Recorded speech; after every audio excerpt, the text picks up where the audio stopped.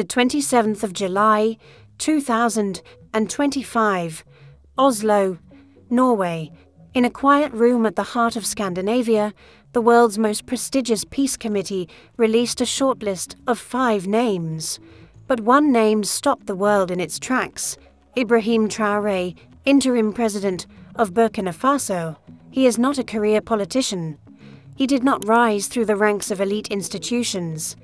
He came to power not through elections, but through conviction. And now, in an unexpected twist of history, he stands as the front-runner for the 2025 Nobel Peace Prize. What makes this story so powerful is not the controversy, but the clarity. In an age of photo ops and diplomacy as theatre, Traoré chose something ancient: labor, sacrifice, and truth. His battlefield was hunger. His revolution was to alleviate poverty, educate students, elevate women, and help farmers. How did a 36-year-old soldier from one of the poorest countries in the world become a symbol of global peace? This was a historic moment. For the first time, a leader under 40 from Africa who rose to power through a military coup was officially recognized as a serious contender for one of the world's most prestigious awards. The Nobel Committee praised Traoré as a rare figure in the modern world. Not one who spreads hatred or seeks power for personal gain, but a leader who took up arms only to protect the conscience of his people. The peace he fosters in Burkina Faso is not born from political negotiations or international accords, but from the deep, collective will of a nation striving to live with dignity and self-reliance. Traoré's journey from a soldier to a statesman embodies a new definition of peace, one forged in the fields and villages rather than in the halls of power. This nomination stunned many.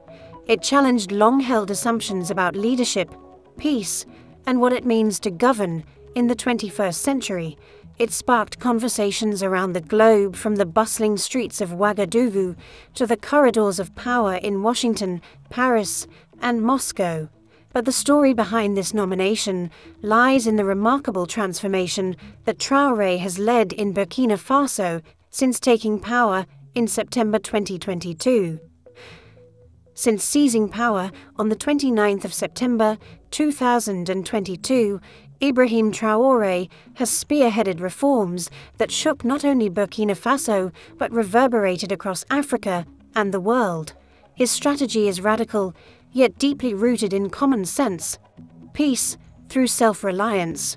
One of his most notable achievements was the reconciliation of more than 12,000 armed terrorists, not with guns, but through community reconciliation, vocational training, and resettlement programs. Rather than perpetuating the cycle of violence, Traoré sought to heal wounds and reintegrate former fighters into productive citizens. In a bold move to restore economic sovereignty, Traoré returned 3.8 million hectares of farmland previously seized by foreign corporations back to local farmers. This act sent a clear message: the land belongs to the people who till it, not to distant investors. Perhaps most ambitiously, Traoré launched the Sahel Life Alliance, a regional coalition between Burkina Faso, Niger, and Mali dedicated to ecological restoration. Together, they have planted 800 million trees across the arid Sahel zone, a beacon of hope against climate change and desertification. Fiscal discipline was another cornerstone of Traoré's governance. He slashed government spending by 60%, cutting bureaucratic excess and redirecting funds into the country's backbone: education and health. Within 18 months, Burkina Faso saw the construction of 2,400 new schools and 700 healthcare centers, a scale and speed unmatched in the region. Recognizing the critical link between nutrition and learning, Traoré ensured that 95% of rural primary school children receive free lunches made from locally produced food, reinforcing a virtuous cycle of agriculture and education. In a final groundbreaking step on May 4, 2025, Traoré pardoned 1,100 former militants and integrated them into the Farmers of Peace program. an initiative lauded by the United Nations as a model that could be replicated globally. These achievements reflect a leadership vision far from empty rhetoric. They embody a tangible, lived peace, built on the dignity of work and unity. There is one more important event. On the 1st of July, 2025, during the Feast of All Saints, an unexpected voice echoed from the heart of the Vatican. Pope Leo XIV, renowned for his unwavering commitment to social justice, took a moment to spotlight Ibrahim Traoré. His words carried the weight of centuries of spiritual authority, yet spoke in a language of humble labor and solidarity. "When I pray for peace," the Pope said, "the face of a young soldier from Burkina Faso appears in my mind. He does not preach through laws or scriptures, but through sweat and soil. He has never set foot inside the churches of Rome, yet he acts as if the world's poor are his sanctuary." This unprecedented declaration was more than symbolic. It marked the first time the Holy See officially endorsed a sitting African leader for the Nobel Peace Prize. The Vatican's formal nomination of Traoré sent ripples across diplomatic circles worldwide. It framed his leadership not merely as political, but as a moral and spiritual crusade against oppression and despair.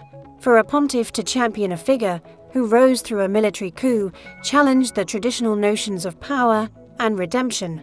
It shifted the discourse from abstract diplomacy to tangible action, where peace is sown in the fields, not just negotiated in conference rooms. This papal endorsement transformed Traoré from a regional actor to a global symbol. It demanded that the world re-examine the very meaning of peace in our fractured century. The Vatican's endorsement broke the ice, but what followed was a global domino effect. World leaders, often ideologically divided, found themselves weighing in on a man whose politics defied easy categorization. France, Burkina Faso's former colonial ruler, responded with cautious admiration. President Anne-Luc Moreau, known for her technocratic centrism, remarked, "We may not agree with many of Mr. Traoré's methods, but we cannot ignore the results. He is writing a new chapter in Africa's story, with action, not aid." It was a diplomatic nod from a nation still grappling with its colonial past, forced to confront a post-France-Afrique era where Africa speaks and acts on its own terms. In Washington, U.S. Secretary of State Janet R. Collins offered a more calculated response. "We respect the nomination and acknowledge Mr. Traoré's efforts toward regional stability in the Sahel. This is an opportunity for the international community to rethink what 21st century peace truly means." Behind the polished language lay an unmistakable undertone. Traoré's grassroots approach, rejecting IMF loans, banning foreign mining firms, nationalizing food policy, posed a quiet, ideological challenge to the liberal economic order. Brazil, under President Luiz G. Costa, was far more direct. A longtime admirer of anti-colonial leaders, Costa declared, "I called him the new Sankara. But he corrected me. He said, 'I'm just a farmer in uniform.' That's when I knew he deserved the Nobel." Costa's statement resonated with the global South, a symbolic bridge between Latin America's struggles and Africa's renaissance. In Moscow, the Russian president chose to highlight Traoré's pragmatic legacy. He is a builder, not of ideologies, but of food systems, schools, and belief. The reaction was not merely political commentary, it reflected a shifting geopolitical reality. For decades, Africa had been a battlefield of foreign interests. Traoré turned that battlefield into farmland, into classrooms, into hope, and the world, even those reluctant to admit it, was taking notice. Night falls over Ouagadougou, yet the city refuses to sleep. From the airport road to Thomas Sankara Square, tens of thousands gather beneath homemade lanterns, chanting a single name, Ibrahim Traoré. Vendors sell cups of bissap and roasted peanuts, while drummers pound a rhythm older than the nearby moss-covered colonial statues. A hand-painted banner, stretched between two acacia trees, reads, "We no longer beg. Now the world comes to us." For many Burkinabé, The news broke like a sudden rain at the end of the dry season. Radio booths crackled with callers shouting, "C'est notre victoire." Mothers wept openly, not from sorrow, but from relief. Their children now attend the new neighborhood schools Traoré built, and they no longer fear the thunder of militant gunfire at night. In villages along the Nadzinon River, former fighters, now clad in overalls labeled "Farmers of Peace," fired up diesel pumps to irrigate maize instead of manning checkpoints. Beyond Burkina Faso, celebrations echoed across the Sahel. In Niamey and Bamako, youth collectives projected cell phone videos of Traoré onto public walls, chanting, "One Sahel, one dream." Local African news correspondents reported impromptu dance circles spinning past midnight, even in drought-browned hamlets, where electricity flickers off at dusk. The message was simple. If a country ranked among the world's poorest can reclaim its dignity, so can they. Not everyone joined the jubilation. Some elders worried aloud that global recognition brings fresh geopolitical pressure. Yet even skeptics admitted the facts: terror attacks down, farm yields up, clinics open, children fed. They witnessed neighbors once divided by ethnicity, now joining hands to plant saplings, 5 at a time, each seedling tagged with the words "Liberté," "Travail," "Dignité." On the 27th of July, just one day after the Nobel Peace Prize nomination was announced, the leaders of Burkina Faso, Mali, and Niger appeared together at a historic press conference in Ouagadougou. With solemn expressions and unwavering voices, they issued a joint declaration, calling the nomination of Traoré not a personal glory, but proof that Africa can break free from a history written by others. They declared a new phase of regional cooperation beyond military alliances to include agriculture, education, public health, and local media. A new institution, the Joint Civil Command of the Sahel, was announced to coordinate programs for food security, post-conflict resettlement, and rural medical infrastructure. At the same time, neighboring countries like Guinea, Chad, and Togo sent official congratulations, hinting that Traoré's model of self-reliance, regional solidarity, and rejection of foreign debt could become a new blueprint for African development. Within the African Union, debate quickly intensified. Many delegates urged the AU to reconsider its rapid response mechanism. Originally designed to isolate governments that came to power via military coups, one political commissioner, who spoke anonymously, told the press, "We cannot keep judging leaders by how they rise to power. We must judge them by the roads they build for their people." In Europe and the United States, diplomats cautiously acknowledged Traoré's growing legitimacy. While they maintained concern over democratic norms, several envoys expressed respect for the region's sovereign path. Quietly, some international lenders have even reopened communication channels with Burkina Faso, something unthinkable just months ago, when the country cut ties with the IMF. The Nobel nomination has become something far larger than a prize. It is a symbolic turning point, an announcement to the world that Africa is no longer speaking with borrowed voices. This time, the continent is speaking for itself, and the world, perhaps for the first time in generations, is finally listening. In a spontaneous speech from the balcony of the presidential palace, Traoré addressed the crowd.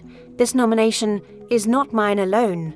It belongs to every mother who fed a child from her own field, to every youth who picked up a shovel instead of a rifle, to every teacher who taught under a tree. We are building peace not to impress the world, but to survive." Students and youth movements, university campuses across Africa erupted in solidarity. In Bamako, Niamey, Accra, and Kinshasa, students held forums and vigils.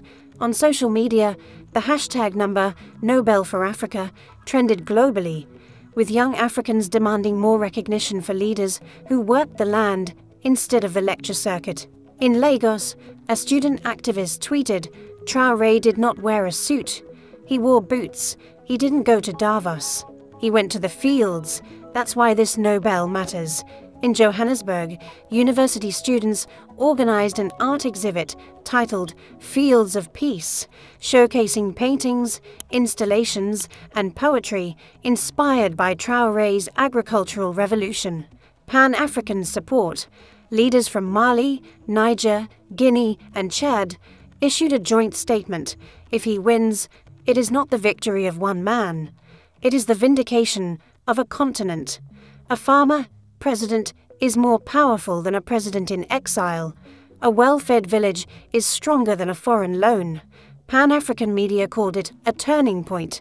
Several newspapers described the nomination as a slap to the old order, not just of global politics, but of how Africa is seen and how Africa sees itself. The 10th of December, 2025. The eyes of the world will turn to Oslo. On that day, one name will be etched into the legacy of the Nobel Peace Prize. For millions across Africa, hope carries a single face: Ibrahim Traoré. At 36 years old, he represents a new generation of leadership, neither beholden to foreign creditors nor shaped by Western think tanks.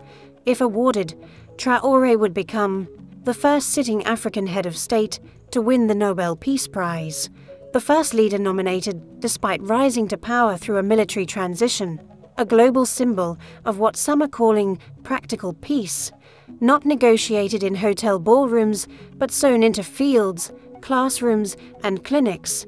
But whatever the outcome in Oslo, one thing is certain: the story of Traoré has already shifted the global conversation. He is not just a candidate for the Nobel, he is a mirror to the contradictions of our time, and a reminder that peace is not the absence of war, but the presence of justice, dignity, and land in the hands of those who till it. As the final decision nears, the world is watching not just to see who wins, but to understand what peace truly means in the 21st century.